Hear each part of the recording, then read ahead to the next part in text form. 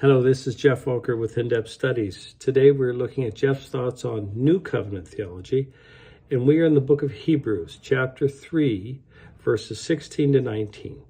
The context, you have these professed believers in Jesus who are Jewish, who because of the persecution they are experiencing are now contemplating to avoid persecution, turning their back on the cross, the source of their persecution, and going back under the sacrifices of the old covenant to gain forgiveness of sins. And of course, the author of Hebrews says that's not going to work because the blood of bulls and goats doesn't take away sins.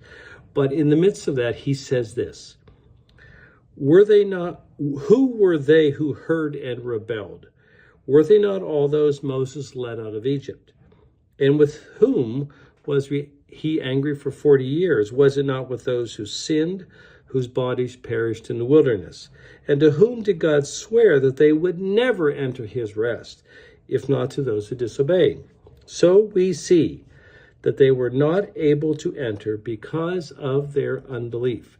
This first generation of Israelites that Moses led out of Egypt, the Exodus through the Red Sea, they went to Mount Sinai, that group is said that they were not allowed to enter the promised land 40 years later because of their unbelief. And that is because they're not the real people of God. They are only a temporary, unbelieving picture of the people of God.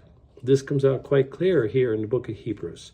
So we need to remember that Israel, created by the old covenant, is an unbelieving picture of the people of God.